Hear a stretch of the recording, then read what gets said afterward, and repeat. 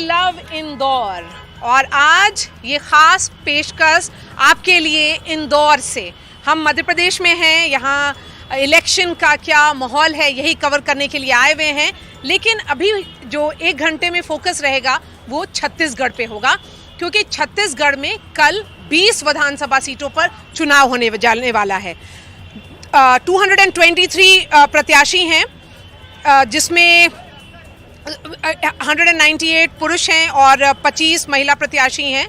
पहले चरण के लिए लगभग 40,75,681 वोटर्स हैं और फोकस ये है कि ये जो 20 सीटें हैं वो कहाँ से आ रही हैं और किस तरह की तैयारी की गई है, क्योंकि अभी इलेक्शन कमीशन ने ये बताया कि ये जो 20 सीटें हैं उसमें ज़्यादातर सीटों पर 6 बजे सुबह से 3 बजे शाम तक होगा। उसके बाद क्योंकि मूवमेंट होगा ईवीएम्स का, इसलिए सारे प्रिकॉशंस लिए जा रहे हैं।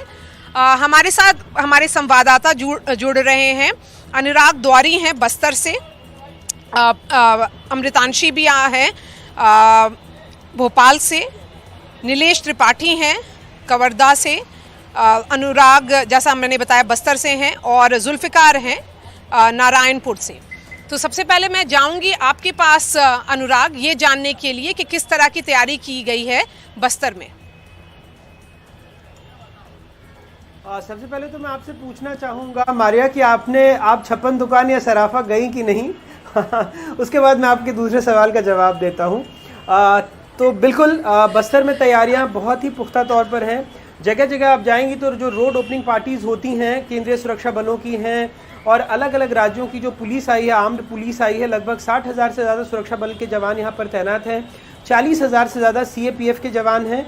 और हर दफ़े क्या होता था मारिया कि यहाँ पर छत्तीसगढ़ में पहले चरण में लगभग 18 सीटों पर चुनाव होता था और दूसरे चरण में बाकी की कुल 90 सीटें हैं यहाँ पर। लेकिन इस बार चूंकि 2 सीटें बढ़ गई हैं, राजनांदगांव भी, जैसे मोहला मानपुर में पिछले कुछ दिनों पहले एक बीजेपी नेता की हत्या हुई थी और नारायणपुर में जहाँ पर हमारे सहयोगी जुल्फ़िकार हैं वहाँ पर भी 2 दिनों पहले रतन दुबे जो उपाध्यक्ष थे नारायणपुर में बीजेपी के, उनकी हत्या हो गई। तो तमाम ये वो इलाके हैं जो घनघोर नक्सल प्रभावित इलाके हैं। आज जैसे मैं एक जगह गया था चांदा मेटा, जहाँ पर आज़ादी के बाद पहली बार पोलिंग बूथ बना है। तो ये कई ऐसे इलाके हैं जहाँ सुरक्षा बलों का पहुँचना मुश्किल था, लेकिन पिछले कुछ दिनों में 60 से ज़्यादा और कैंप बने हैं, सुरक्षा बलों ने कैंप बनाए हैं। और आपने देखा होगा कि इस वजह से कई बार आपको यहाँ से विरोध की तस्वीरें भी आई कि हम नहीं चाहते कि सुरक्षा बल हमारे यहाँ कैंप बनाए।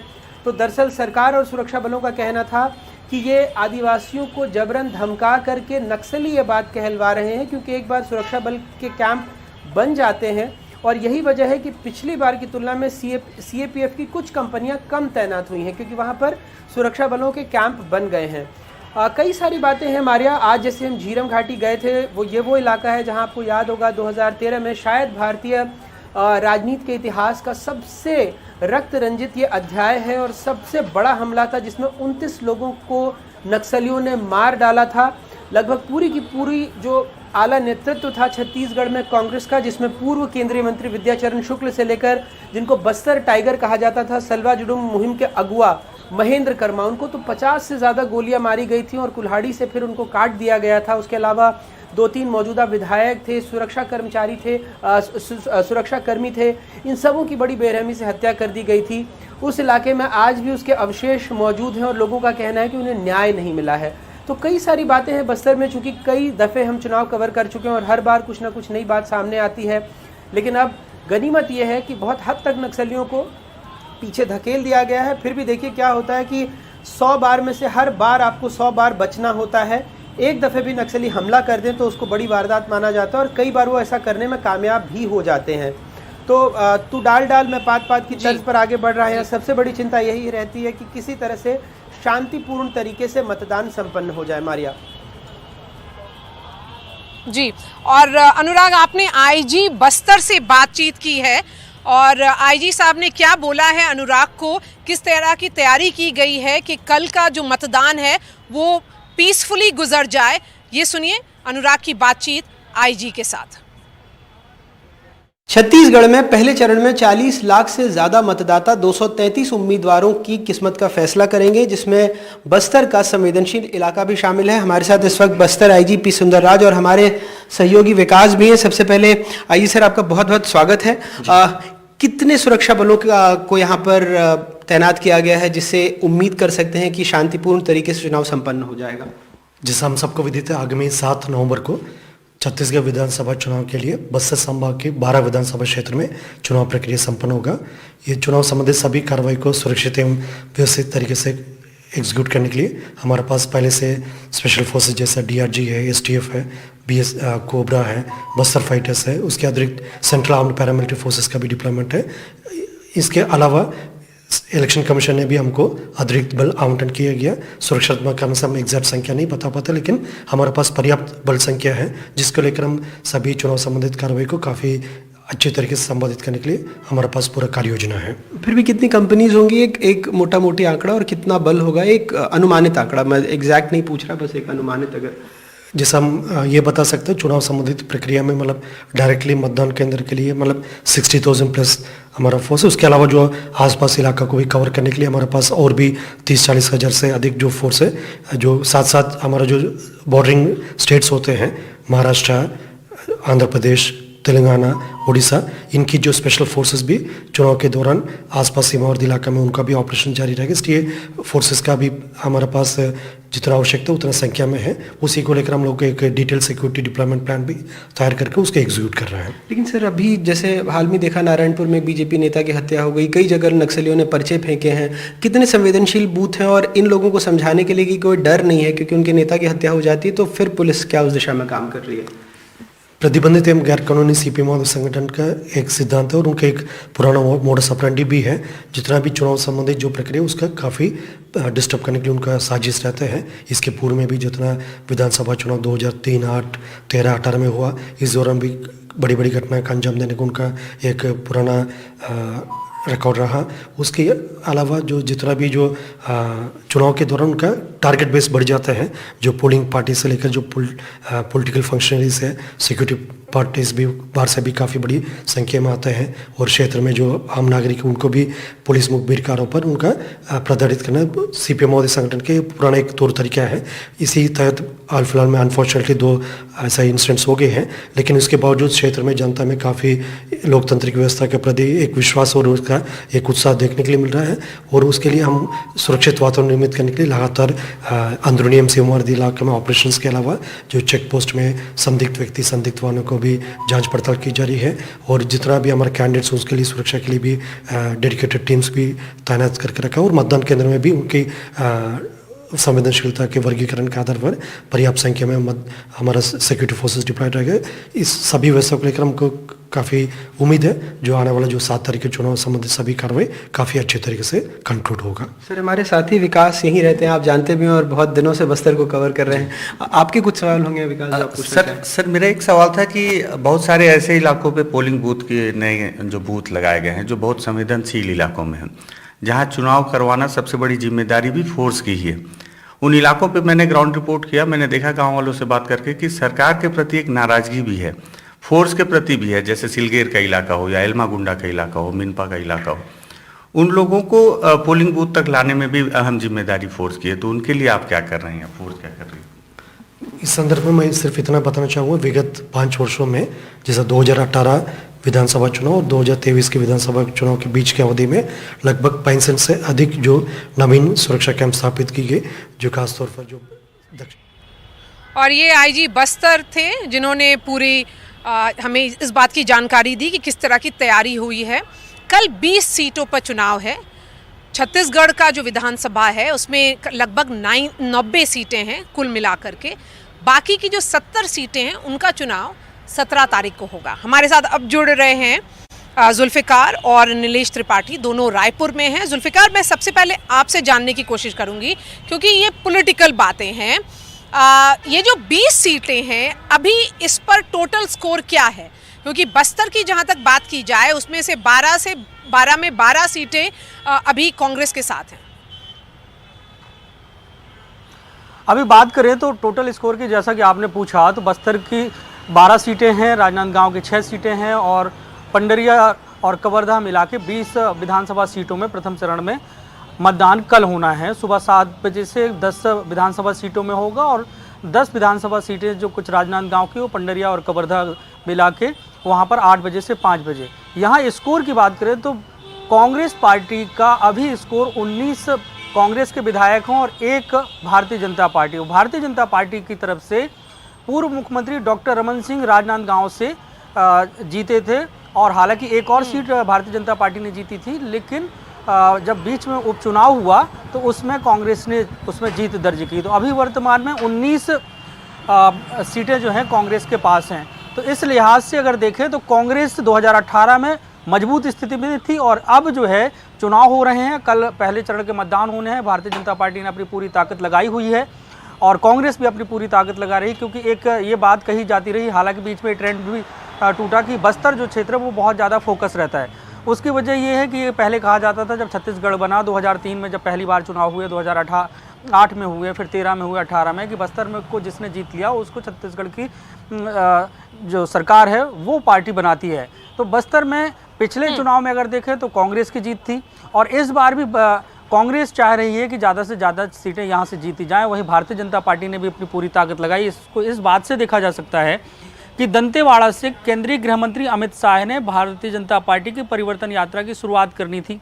हालांकि वो कुछ वजह से नहीं आए, लेकिन शुरुआत जो परिवर्तन यात्रा की थी वो दंतेवाड़ा से थी, और उसके बाद जो है जसपुर से दूसरी परिवर्तन यात्रा निकाली, वो सरगुजा का क्षेत्र है, जो वहाँ पर दूसरे चरण में 70 जो विधानसभा सीटों में मतदान होने हैं वहाँ पे होने हैं। तो प्रथम चरण में प्रमुख रूप से अगर हम सीटों की भी अगर मारिया बात कर लें तो यहाँ पर काफ़ी हाई प्रोफाइल सीटों में से सबसे बड़ी हाई प्रोफाइल सीट है वो है राजनांदगांव, जहाँ से पूर्व मुख्यमंत्री डॉक्टर रमन सिंह हैं। और इसके अलावा चित्रकूट विधानसभा में जो है वहाँ से पीसीसी अध्यक्ष हैं दीपक बैज कांग्रेस के, और सांसद भी हैं, वो वहाँ से मैदान में है। तो प्रथम चरण की 2 सीटें जो है सीधे तौर से कहा जा सकता है कि बहुत हाई प्रोफाइल हैं। उसके बाद दूसरी है नारायणपुर, जहाँ पे अभी मैं मौजूद हूँ, और नारायणपुर नक्सल प्रभावित क्षेत्र है। अभी 2 दिन पहले जब यहाँ पे घटना हुई थी कि नक्सलियों ने भारतीय जनता पार्टी के जिला उपाध्यक्ष रतन दुबे की हत्या कर दी थी, तो ये पूरा जो इलाका है ये नक्सल प्रभावित है। और यहाँ पर तो स्थिति ये है चुनाव कराने के लिए कि हेलीकॉप्टर से मतदान दलों को पोलिंग बूथ तक पहुँचाया गया है। कई सारे ऐसे पोलिंग बूथ हैं जी। अच्छा, ये आपने बहुत इंटरेस्टिंग एस्पेक्ट बताया कि हेलीकॉप्टर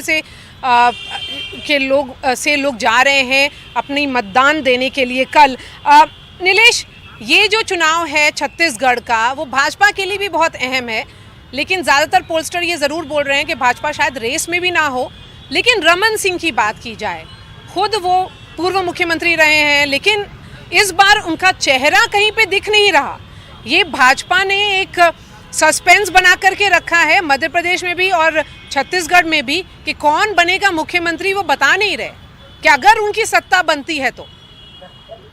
देखिए मारिया, 2 चीजें मैं पहले क्लियर कर दूं। एक तो भाजपा अगर रेस में ना होने की बात है तो ये 6 महीने पहले जरूर कहा जा सकता था, लेकिन अभी इलेक्शन में बिल्कुल भी ऐसा नहीं है। भाजपा बिल्कुल कांटे की टक्कर दे रही है कांग्रेस को, और लगभग हर सीट पे दे रही है। अगर कुछ किन्हीं सीट छोड़ दिए जाए तो लगभग हर सीट पे आप कोई भी ये अंदाजा नहीं लगा सकता कि एक तरफा निकल रही है।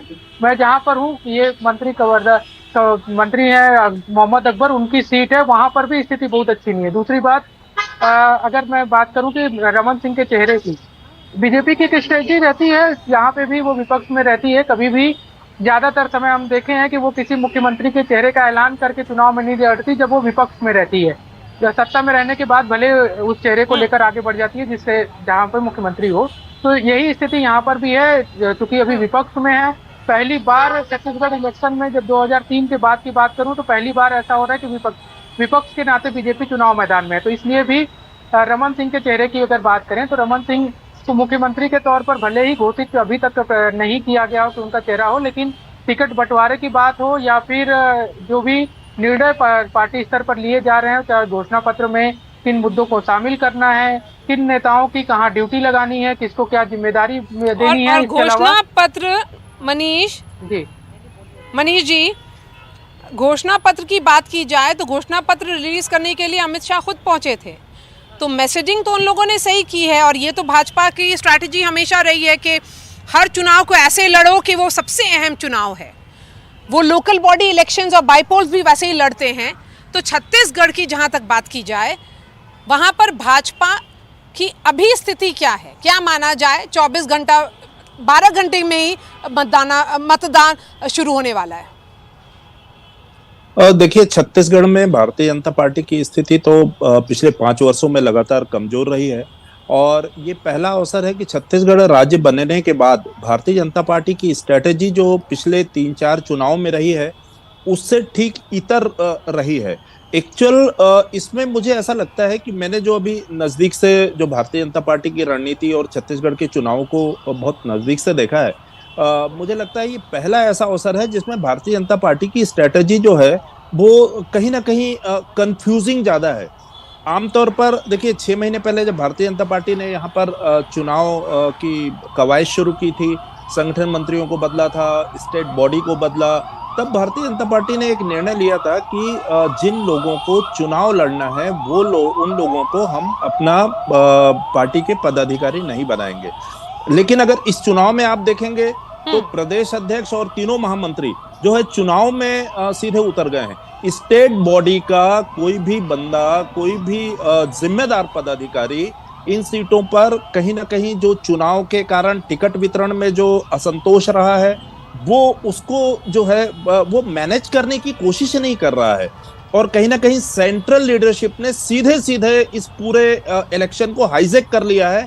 अगर आप लगातार देखेंगे तो चाहे ओम माथुर हो या स्वास्थ्य मंत्री मालवीय हो, वो लगातार छत्तीसगढ़ में रह करके अभी भी चुनाव के बीच में जो मालवीय जी जो है वो लगातार सभी इलाकों में दौरे कर रहे हैं। भाजपा की सेंट्रल लीडरशिप चुनाव लड़ रही है और शायद ये वही स्ट्रैटेजी है जो भाजपा ने अभी रीसेंट स्टेट्स में एम्प्लॉय किया था, लेकिन उसमें रिजल्ट्स उनके पॉजिटिव नहीं आए थे। नीलेश, सेंट्रल लीडरशिप जरूर चुनाव लड़ रही हो, लेकिन जब तक आप लोकल लीडर्स को तवज्जो नहीं देंगे तो जीत कैसे होगी? ऑर्गेनाइजेशन कैसे मजबूत होगा?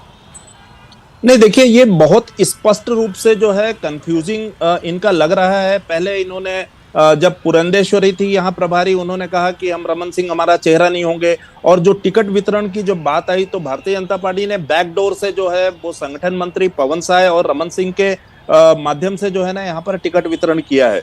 तो कहीं ना कहीं भारतीय जनता पार्टी की रणनीति जो है वो आपस में कॉन्फ्लिक्ट कर रही है और जिसके चलते यहाँ पर कई सीटों पे जो एक भारतीय जनता पार्टी जीत सकती थी, मुझे लगता है कि कोऑर्डिनेशन की कमी है और कई जगह जो है इनकी जो स्टेट लीडरशिप जो यहाँ पर होनी चाहिए, जो यहाँ के कार्यकर्ताओं की नब्ज पहचानती है, यहाँ के मुद्दे पहचानती है, मुझे लगता है वो चीजें उसका वैक्यूम है और कहीं ना कहीं सेंट्रल लीडरशिप के माध्यम से ये जो है कहीं मैसेज कन्वे करने की कोशिश की जा रही है। एक चीज हमारे सर्वे में भी जो ओपिनियन पोल था, पब्लिक का ओपिनियन पोल जो CSDS NDTV ने किया था, उसमें भी ये एक साफ तौर पे दिख रहा था जुल्फिकार कि चीफ मिनिस्टर जो हैं अभी प्रेजेंट इनकम्बेंट चीफ मिनिस्टर जो हैं भूपेश बघेल, उनकी पॉपुलैरिटी काफ़ी हाई है और उन्होंने बहुत सारे इंफ्रास्ट्रक्चर इश्यूज, अस्पताल की बात की जाए, स्कूल की बात की जाए, सड़कों की बात की जाए, वो सब पर उन्होंने बैरोमीटर ऐसा बनाया है कि लोग उनको बहुत पॉजिटिवली देख रहे हैं। तो जुल्फिकार, कल मुख्यमंत्री कहाँ होंगे चुनाव के पहले दिन? कल मुख्यमंत्री भूपेश बघेल का भी हाल जो दौरा है, क्योंकि हर दिन की स्ट्रेटजी होती है तो रात में 9:30 बजे के आसपास उनकी तय किए जाते हैं दौरे और रिलीज़ किए जाते हैं। हालांकि पहले भी हो जाते हैं रिलीज़ उनकी टाइमिंग, क्योंकि चुनाव का शेड्यूल बहुत टाइट होता है। लेकिन ये है कि चुनाव प्रचार अभियान में ही मुख्यमंत्री भूपेश बघेल रहेंगे और हर दिन जो है उनकी करीब 4 से 5 सभाएं हो रही हैं। कल प्रथम चरण के मतदान होने हैं तो 20 विधानसभा सीटें हैं, 70 बच जाती हैं। तो मुख्यमंत्री भूपेश बघेल का पाटन गृह क्षेत्र है जहां से वो खुद चुनाव लड़ रहे हैं, तो 70 विधानसभाओं में उनका अब फोकस कल से बढ़ जाएगा। अभी तक जी अगर देखें तो उनका फोकस जो था कि बस्तर का और राजनांदगांव और कवर्धा में फोकस था, क्योंकि प्रथम चरण में चुनाव वहां पे होने थे। वो पूरी जिम्मेदारी अगर देखी जाए तो उनके पास है। तो ऐसे में 70 विधानसभा की जिम्मेदारी है, तो कल से उनके स्ट्रेटेजी और उनकी जो प्लानिंग है वो 70 विधानसभाओं के हिसाब से कल से हो जाएगी। जी हाँ मनीष जी, ये जो अगर कास्ट की समीकरण की बात की जाए तो ये जो 20 सीटें जिन पर कल वोटिंग होगी उसमें 50% एसटीज हैं और एक ट्राइबल रीच आउट भी हुआ है दोनों पार्टीज की तरफ से। आदिवासी का किस पर भरोसा होगा, वो भी ग्राफ हम लोगों ने दिखाया था CSDS NDTV के पोल में। लेकिन ऐसा क्यों है कि आदिवासी चुनाव के बाद हर चुनाव में अब कांग्रेस की तरफ ज़्यादा मुड़ते हुए दिख रहे हैं? देखिए, बहुत स्वाभाविक सी प्रतिक्रिया है। हालांकि भारतीय जनता पार्टी ने जो 15 वर्षों में जो छत्तीसगढ़ में शासन किया, बस्तर में काफी डेवलपमेंट किया, पर कहीं ना कहीं आदिवासी जो ट्राइबल सेंटीमेंट है उनको भारतीय जनता पार्टी समझ नहीं पाती है। अभी जैसे इस हाल में भी जब सत्ता में जब कोई भी दल रहता है, चाहे कांग्रेस हो या बीजेपी, कहीं ना कहीं आदिवासियों के साथ जिन मुद्दों को लेकर के लगातार टकराव की स्थिति पैदा होती है।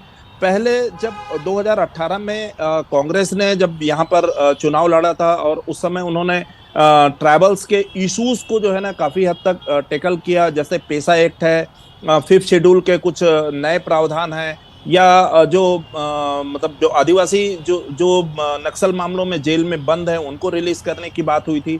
बस्तर के कई मुद्दे जो है उन्होंने एड्रेस किए थे।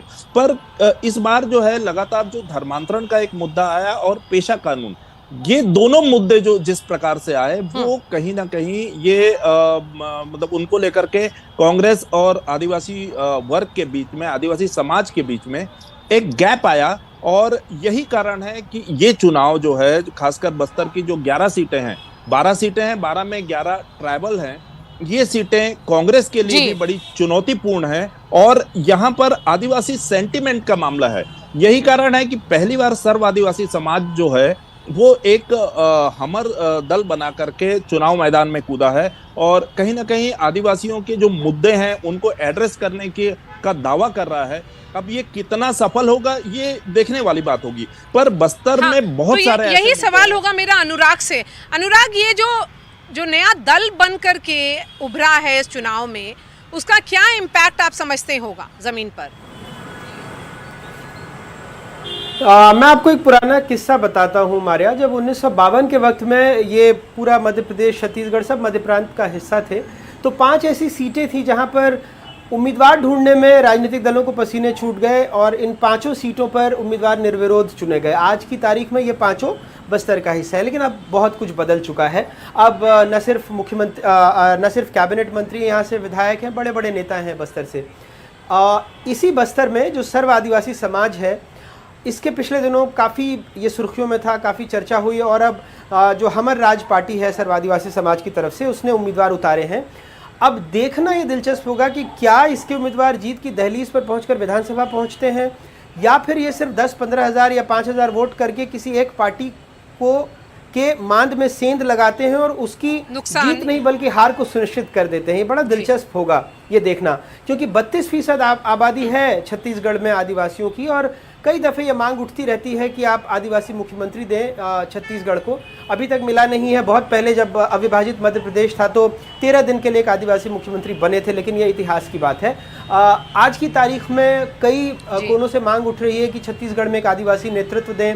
तो जो PCC अध्यक्ष हैं उनको भी कल चुनाव में उतरना है, दीपक बैज को, और उनकी सीट पर मुकाबला बहुत कड़ा हो गया है, तो वो एक तरह से अपनी सीट पर ही घिर गए हैं। तो जो आपका सवाल था कि कितना डेंट पहुंचाएंगे, किसको डेंट पहुंचाएंगे, ये तो खैर जब मतदान हो जाएगा। माना ये जाता है कि ये पारंपरिक रूप से, जैसा आपने भी कहा कि उनका रुख थोड़ा कांग्रेस की तरफ मुड़ा है, तो माना ये जाता है कि हो सकता है कि कांग्रेस को डेंट पहुंचाएं। लेकिन ये अभी बताना बहुत मुश्किल है। कई बार सिर्फ गणित नहीं, कहते हैं कि इसमें केमिस्ट्री भी काम करती है चुनाव में, और बहुत सारे जो बाहरी प्रभाव डालते हैं बहुत सारी चीज़ों का। तो ये एक अंदाज़ा लगाना कि हो सकता है कि सत्तारूढ़ दल को नुकसान हो या विपक्ष की पौबारा हो जाए, ये तो नतीजे ही बताएंगे। लेकिन ये ज़रूर है कि इसने कम से कम बीजेपी और कांग्रेस को मुश्किल में तो ज़रूर डाल दिया है। मारिया, लेकिन तो ये भी बोलना सही होगा क्या अनुराग, कि हम लोग बार बार बोल रहे हैं कि मध्य प्रदेश हो या छत्तीसगढ़ हो या राजस्थान हो, तीनों स्टेट में बाइपोलर कॉन्टेस्ट है। क्योंकि छत्तीसगढ़ की बात की जाए तो ये एक थर्ड फैक्टर भी आ गया है जिसको एक्स फैक्टर माना जा सकता है। देखिए, अगर मध्य प्रदेश की ही आप बात करें मारिया, तो ऐसा नहीं है। हाँ, ये ज़रूर है कि बड़े पैमाने पर आप देखें तो आपको लगेगा कि 2 राजनीतिक दल बीजेपी और कांग्रेस के बीच में लड़ाई चल रही है और अक्सर मीडिया भी इन दोनों दलों की बात करता है, लेकिन वहाँ पर अगर बहुजन समाज पार्टी को देखें तो 2018 से पहले हर चुनाव में लगभग 9 से 10% उसके वोट आते थे। 9 से 10% वोट बहुत ज़्यादा होते हैं। जो विंध्य का इलाका है या बुंदेलखंड का इलाका है, वहाँ पर उसका अच्छा खासा प्रभाव भी है, उसके विधायक भी चुने गए हैं। और वैसे ही जो गोंडवाना गणतंत्र पार्टी है, समाजवादी पार्टी के भी कहीं कहीं कुछ पॉकेट्स में, और अब जो जय आदिवासी युवा संगठन है पिछले कुछ चुनावों से, उसका भी कुछ ठीक ठाक प्रभाव दिखता है। हाँ, मोटा मोटी तौर पर आप ये कह सकते हैं कि दो दलों के बीच में मुकाबला है, लेकिन छत्तीसगढ़ जैसे राज्य में यहाँ पर भी बसपा का एक अच्छा खासा प्रभाव है। यहाँ पर कई बार होता यह है कि जो वोटों का जो एक सिरा है वो एक तरफ मुड़ जाता है, तो किसी अमुक दल का प्रत्याशी जीत जाता है, तो हमको लगता है कि मुकाबला दो दलों के बीच में, और इसलिए उन दलों की बात होती है, इसी जो छोटे दलों का इम्पैक्ट एक छोटे राज्य पर क्या होगा, इस पर अब हम चर्चा करेंगे एक छोटे से ब्रेक के साथ। हमारे साथ जुड़े रहिए। मैं आपके लिए एक्सक्लूसिव कवरेज के लिए आई हूँ इंदौर से। बहुत ही खूबसूरत शहर है। ऑल्दो जो अनुराग ने मुझसे सवाल पूछा था कि क्या मैं यहाँ की जो फेमस फूड स्ट्रीट है वहाँ पर जा पाई हूँ या नहीं, तो उसका जवाब है कि अभी तक नहीं घूम पाई हूँ, और क्योंकि कवरेज था, लेकिन वहाँ जाने का इरादा ज़रूर है। बहुत ही अच्छा और मौसम भी है, और दिल्ली के दर्शकों को ये भी बताऊँगी कि स्काई बहुत साफ़ है, ब्लू स्काई है, नीला आसमान दिख रहा है जो दिल्ली में दिख नहीं रहा। एक छोटे से ब्रेक और उसके बाद फिर वापस आ रहे हैं हम।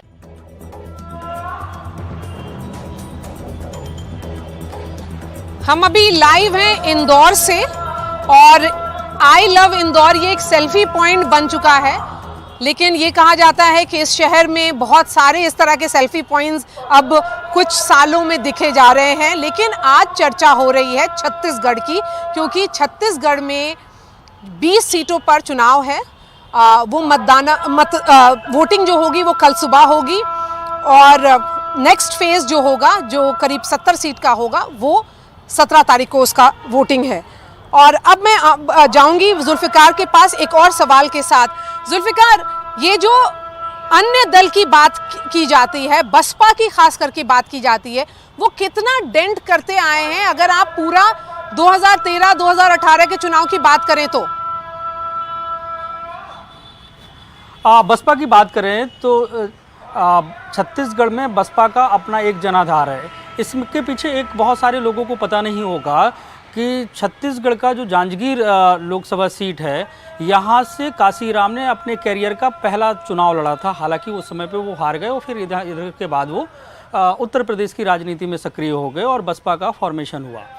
तो बसपा का फॉर्मेशन होने के बाद छत्तीसगढ़ का जो इलाका है, ये पूरा मैदानी क्षेत्र है, बिलासपुर संभाग लगता है, तो ये पामगढ़ है, जैजेपुर है, इन सीटों पे बसपा का एक कैडर वोट बैंक है। तो बसपा जो है ये कह सकते हैं कि शेड्यूल कास्ट डोमिनेटेड जो एरिया हैं, उन जगहों पे उसका प्रभाव है, और 2 सीटें उसकी हाईएस्ट रहती हैं। 2003 के बाद से अगर हम देखें तो 2 सीट, कभी 1 सीट जीतती रही है। और पिछले 2018 के चुनाव में बसपा ने जनता कांग्रेस छत्तीसगढ़ जे से गठबंधन किया था, और जनता कांग्रेस छत्तीसगढ़ जे, अजीत जोगी ने कांग्रेस से जब बाहर हुए, उन्होंने अपनी पार्टी का फॉर्मेशन किया था, और गठबंधन करने के बाद जब मिलकर चुनाव लड़ा तो 7 सीटें जनता कांग्रेस छत्तीसगढ़ जे को मिली थी। तो बसपा एक फैक्टर है, बसपा का अपना जमाने में मनीष भारतीय जनता पार्टी में अजीत जोगी फैक्टर डिस्कस होता था, अब कुछ नहीं है, उस पर चर्चा भी नहीं होती है। नहीं, निश्चित रूप से छत्तीसगढ़ में एक ही फैक्टर है, वो है भूपेश बघेल फैक्टर।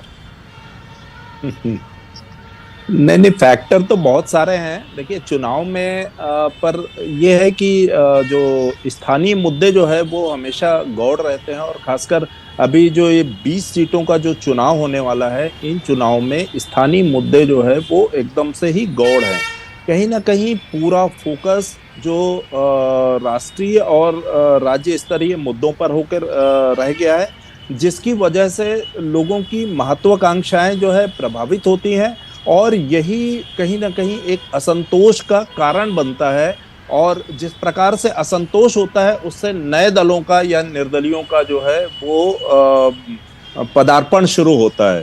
तो अजीत जोगी के रूप में निश्चित रूप से वर्तमान में भले अभी कोई इशू ना हो, पर अमित जोगी ने इस चुनाव में उम्मीद से ज्यादा बेहतर प्रदर्शन किया है। जिस प्रकार से ऐसा लग रहा था कि इतनी सीटों पर वो चुनाव नहीं लड़ेंगे, अपने प्रत्याशी नहीं खड़े कराएंगे, पर आज जो है अमित जोगी लगभग 85 से अधिक सीटों पर अपने प्रत्याशी खड़े किए हैं।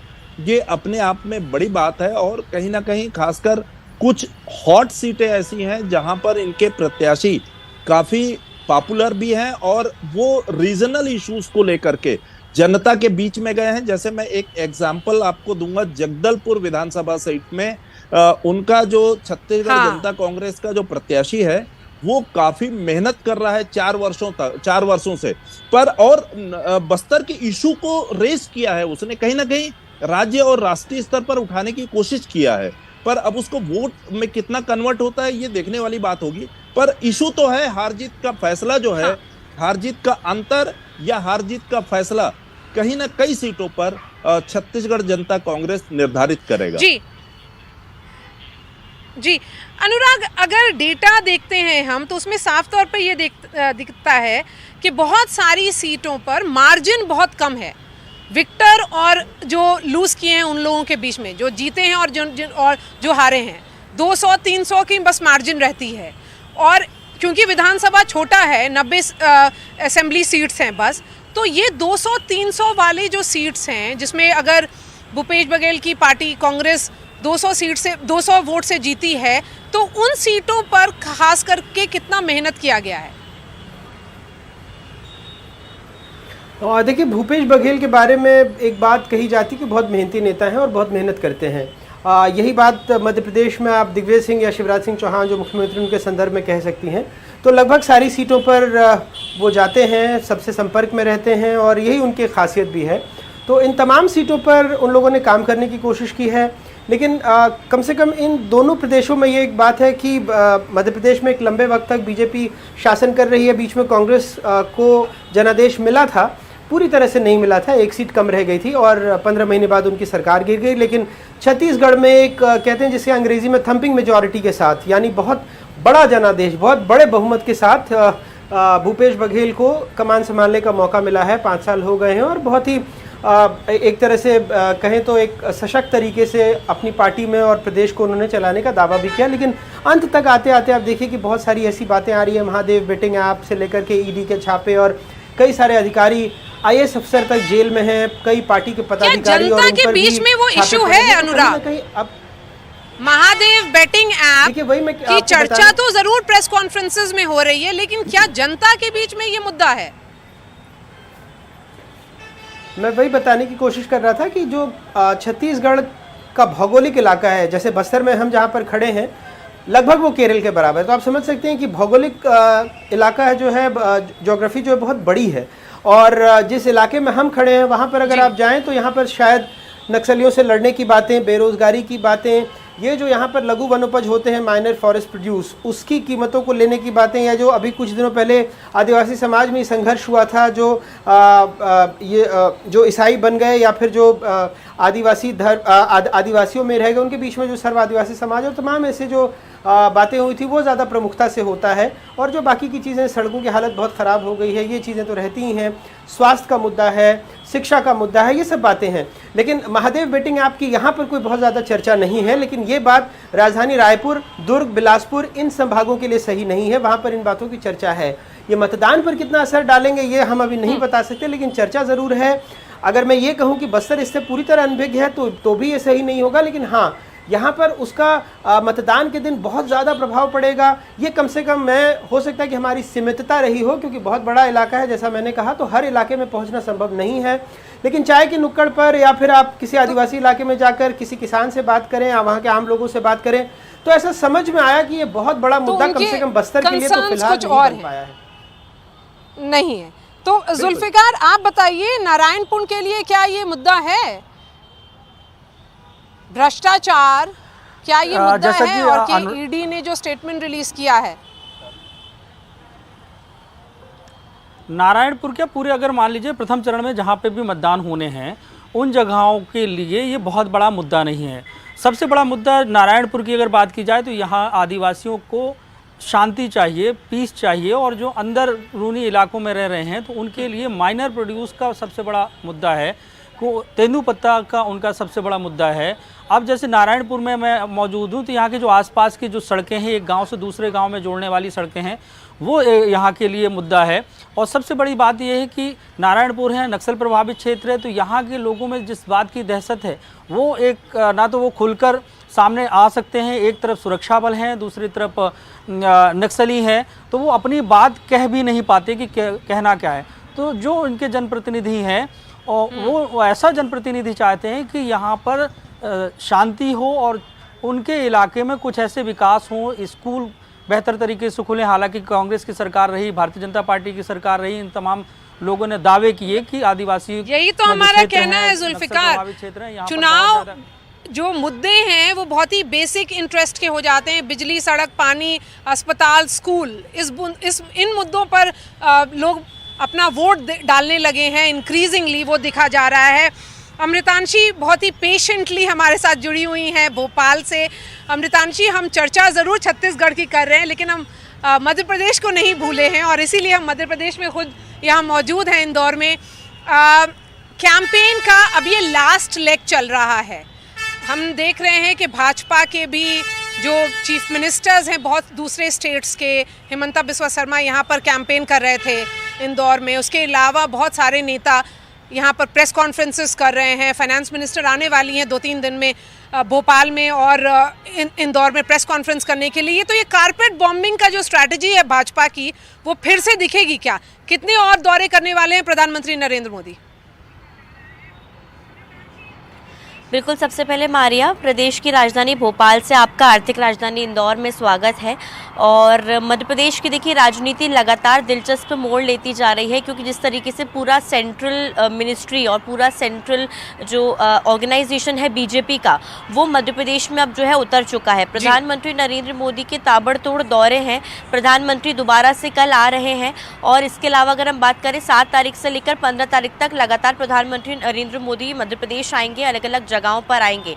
और इसके लिए उन्होंने रोड शो भी जो है चुना है। खासतौर से आप जहां पर हैं इंदौर में, एक ओपन जीप में रोड शो करते हुए प्रधानमंत्री नरेंद्र मोदी नजर आएंगे। इसके अलावा भी वो रोड शो किस दिन है? ओपन जीप में नहीं रहने अमृतांशी, किस तारीख को है प्रधानमंत्री का रोड शो? क्योंकि वो अहम होता है। ऑप्टिक्स वाइज अगर आप देखें तो एक ट्रेडिशन बना हुआ है भाजपा में, खास करके कि रोड शो एक mode of communication, political communication बहुत इफेक्टिवली पार्टी यूज़ करती है। तो अगर उन्होंने इंदौर चूज़ किया है तो बहुत सारी विधानसभा को उन्होंने साथ में जोड़ा होगा। अमृतांशी, मैं आपको ये भी बताऊं कि गुजरात चुनाव में जब हम कवर कर रहे थे तो प्रधानमंत्री वहां पर सूरत में भी और अहमदाबाद में भी रोड शो कर रहे थे, जानते हुए कि जो वो स्टेट है वो भाजपा की तरफ पूरी तरह से झुका हुआ था। बिल्कुल, देखिए 14 नवंबर को जो है प्रधानमंत्री नरेंद्र मोदी ने वो दिन चुना है रोड शो के लिए, और पहुंचेंगे वो वहां पर। और लास्ट उनके दिन का शाम के 6 बजे का वो रोड शो होने वाला है, यानी कि वो रोड शो लंबा चलने वाला है और लोगों से सीधा रूबरू होंगे, उनके और जनता के बीच में उस दौरान कोई नहीं होगा। और वो मोड ऑफ कम्युनिकेशन आपने बिल्कुल सही कहा कि क्योंकि वो डायरेक्ट कम्युनिकेशन है, खुद प्रधानमंत्री अभिवादन करेंगे और फिर उनकी अलग अलग तस्वीरें भी देखने को मिलती हैं, कई बच्चों को खिलाते हुए नजर आते हैं। तो एक पूरा जो है हम कह सकते हैं इमोशनल एंगल भी देने की कोशिश करते हैं, जनता से जुड़ाव वाला एंगल भी देने की कोशिश करते हैं। और क्योंकि इस बार मध्य प्रदेश में कोई चेहरा नहीं है, जिस तरीके से छत्तीसगढ़ में भी है, प्रधानमंत्री मोदी के चेहरे पर ही चुनाव लड़ा जा रहा है, एमपी के मन में मोदी को बार बार भुनाया जा रहा है, इसलिए प्रधानमंत्री ने भी ठान लिया है। प्रधानमंत्री का जो स्केड्यूल है, आप मानेंगी नहीं, उसमें छत्तीसगढ़ की काफ़ी कम इलाके हैं, लेकिन लगातार मध्य प्रदेश में दौरा उनका है। एक जगह पर आने वाले दिनों में प्रधानमंत्री जो है 3-3 जगहों पर मौजूद रहेंगे, लगातार 3-3 जगहों पर पहुंचेंगे और पूरा फोकस उनका मध्य प्रदेश रहने वाला है। तो कहीं ना कहीं जो सत्ता 2018 में चली गई थी कुछ मामूली सीटों के अंतर से, दोबारा से गंवाने की जो है खास तौर से बीजेपी इस बार मूड में नहीं है, इसलिए सांसदों को उतार दिया, केंद्रीय मंत्रियों को उतार दिया, खुद भी मैदान में उतर गए हैं, पीएम भी अब मैदान में है। कहीं से कहीं तक जो है बिल्कुल इस बार मूड नहीं है कि सत्ता दोबारा से हाथ से चली जाए, मामूली अंतर से, खासतौर से कांग्रेस दोबारा सरकार में आ जाए। और क्योंकि मैंने Bhajpa as a journalist cover किया है, रिपोर्टर की तौर पे कवर किया है, ये ऑल हैंड्स ऑन डेक जो भाजपा की स्ट्रैटेजी है कारपेट बॉम्बिंग की, इस तरह की, वो बहुत ज़्यादा दिखती है हर चुनाव में। लास्ट फ्यू डेज, जो आखिरी के कुछ दिन होते हैं, उस पर फोकस, बूथ मैनेजमेंट पर फोकस, इसी जगह पर भाजपा का हमेशा स्ट्रेंथ दिखा है और इसीलिए ये कहा जाता है कि जो चुनाव है वो लास्ट 5-6 दिन में क्या होगा वो देखने की ज़रूरत है। ब्रेक के बाद आपका बहुत बहुत स्वागत है। हमारे साथ हमारे तमाम सहयोगी और मनीष गुप्ता जी हमारे अतिथि हमारे साथ मौजूद हैं। मनीष जी, ब्रेक के बाद मेरा सबसे पहला सवाल है कि पिछली दफ़े हमने देखा कि उपचुनाव के बाद एक सीट जो बची थी बीजेपी के खाते में वो भी कांग्रेस ले गई। आपका आकलन इस बार क्या कहता है? क्योंकि ब्रेक से पहले भी हम लोगों की बात हो रही थी कि जो सर्व आदिवासी समाज है और उसकी वजह से क्या प्रभाव देख रहे हैं खास करके बस्तर के चुनावी रण में आप? देखिए, निश्चित रूप से सर्वादिवासी समाज की अगर हम बात करें तो बस्तर के परिप्रेक्ष्य में हम इसको दो भागों में हमें बांटना चाहिए। एक तो जगदलपुर के आगे कोंडागांव और कांकेर की जो सीटें हैं वो कहीं ना कहीं सर्व आदिवासी समाज इस पर ज़्यादा प्रभावी नज़र आता है। वहीं अगर हम जगदलपुर और दक्षिण बस्तर की बात करें, यहाँ पर सर्व आदिवासी समाज का बहुत ज़्यादा प्रभाव नहीं है। दरअसल सर्व आदिवासी समाज ने जो हमर राज पार्टी का गठन किया है उसके पीछे अपना अरविंद नेताम जी हैं और उन्होंने सर्व आदिवासी समाज को लेकर के जो पहले बैठकें की थी उस पर भी सर्व आदिवासी समाज में एक सहमति नहीं बन पाई थी क्लियर कट कि हमें चुनाव लड़ना चाहिए या नहीं लड़ना चाहिए। उसको लेकर के आदिवासी समाज दो भागों में विभाजित हो गया था। दक्षिण बस्तर में खासकर आदिवासी समाज का एक बहुत बड़ा वर्ग चुनाव लड़ने के पक्ष में नहीं था। उनका ये मानना था कि अभी हमें वेट करना चाहिए, हमें संगठन को मजबूत करके चुनाव पे उतरना चाहिए। लेकिन उत्तर बस्तर का जो उनका संगठन था उसमें लोग जो है वो कहीं ना कहीं से इस पार्टी के गठन को लेकर के वो सहमत थे और यही कारण है कि जब पार्टी का गठन हुआ तो काफी दिनों तक प्रत्याशियों के चयन को लेकर के सर्व आदिवासी समाज को काफी मशक्कत करनी पड़ी और खासकर जगदलपुर और जो दक्षिण बस्तर का जो इलाका है वो कहीं ना कहीं उसमें बहुत अच्छा इम्पैक्ट कम से कम सर्व आदिवासी समाज का नहीं दिख रहा है। लेकिन जो उत्तर बस्तर है उसमें निश्चित रूप से कहीं ना कहीं उनका अपना एक वजन है और वहाँ पर जो संगठनात्मक रूप से सर्व आदिवासी समाज काफी हद तक प्रभावी है। मुझे लगता है कि आदिवासी समाज का एक बड़ा वर्ग जो उनके साथ है वो उनके वोट लेने में सफल रहेंगे। अब हार जीत में इतना कितना ये प्रभावी रहेंगे ये इस पर कहना मुझे लगता है जल्दबाजी होगी। हमें इसके लिए चुनाव परिणाम का इंतजार करना चाहिए, पर अपनी एक सशक्त उपस्थिति तो दर्ज करवाएंगे, मुझे ये लग रहा है। मनीष जी, आमतौर पर उत्तर भारत में एक शब्द कहा जाता है कि वोट कटुआ पार्टी, मतलब उसके उम्मीदवार विधानसभा पहुंचे ना पहुंचे लेकिन दूसरों के उम्मीदवारों को विधानसभा ना पहुंचने देने का काम वो कर पाती है और उसको सुनिश्चित कर जाती है। तो आप क्या सर्व आदिवासी समाज ने जो अपना दल बना हमर दल बनाया, क्या आप देख रहे हैं कि वो वोट कटवा पार्टी इस चुनाव में साबित होगी, या आपको लगता है कि ऐसी परिस्थिति है कि उसका कोई सदस्य कोई उम्मीदवार विधानसभा पहुंचने की ताकत रखता है? कोई एक उम्मीदवार ऐसा आपको नजर आ रहा है? नहीं, अभी जिस प्रकार से अभी इन्होंने उम्मीदवारों की घोषणा की है ऐसा कोई उम्मीदवार दिख नहीं रहा है और ऐसा लग नहीं रहा है कि ये पार्टी मतलब चुनाव इसके कोई भी कैंडिडेट चुनाव जीत करके विधानसभा में पहुंचेगा। पर जिस प्रकार से जिन मुद्दों को लेकर के इस पार्टी का गठन हुआ है, आदिवासियों का जो मुद्दा है उसको लेकर के ये लामबंद हुए हैं और इनका मतलब इनके नेताओं का भी बहुत क्लियर कट कहना ये है कि हमारी जिस प्रकार से उपेक्षा हुई है कहीं ना कहीं अब समय आ गया है कि हमें एक ताकत बन करके चुनाव मैदान में उतरना चाहिए। और ठीक है, इस बार हम नहीं जीत पाएंगे लेकिन आगे चल करके अगर हमारे प्रतिनिधि वहां पहुंचेंगे तो आदिवासियों से रिलेटेड जो मुद्दे हैं उनको हम प्रभावी ढंग से उनको उठा पाएंगे। दूसरी बात यह है कि जो अपना भानु प्रतापपुर उपचुनाव में आपने भी देखा होगा सर्व आदिवासी समाज ने जो है वो काफी अच्छा संघर्ष किया और ठीक ठाक वोट लिए। तो मुझे लगता है इस वोट का जो इस वोट की काउंटिंग को देख करके सर्व आदिवासी समाज जो है चुनाव लड़ने के लिए प्रेरित हुआ और उन्होंने जो एक राजनीतिक दल का गठन किया और वो चुनाव के मुद्दे और चुनाव के मैदान पर वो कूद पड़े। तो ऐसा कहना जल्दबाजी होगी कि वो जीतेंगे, पर ये तो है कि कुछ इलाकों में उनकी सशक्त दावेदारी और सशक्त जो उनका प्रतिनिधित्व जो है वो दिखाई देगा वोट के रूप में, जो कि कुछ प्रत्याशियों के हार जीत को लेकर के मुझे लगता है कि वो निर्णय करेगा। बिल्कुल। तो मैं अपने साथी जुल्फी और अमृतांशी से माफ़ी चाहता हूं क्योंकि बहुत वक्त नहीं है, तो आप हमारे सारे जो हमारे अतिथि हैं और हमारे सहयोगी हैं सबका बहुत बहुत धन्यवाद। एक मुद्दा है 2013 में आपने देखा होगा झीरम घाटी का, जो 10 साल बाद भी कई सवाल उसके अनसुलझे हैं। आज हमने कोशिश की वहां पहुंचकर जानने की कि उस वहां पर और क्या हुआ है, लेकिन तमाम हमारे सहयोगियों का बहुत बहुत शुक्रिया। ये खबर भी हम आपको बाद में दिखाएंगे। एनडीटीवी मध्य प्रदेश छत्तीसगढ़ पर खबरों का सिलसिला जारी है। आप सबका बहुत बहुत धन्यवाद।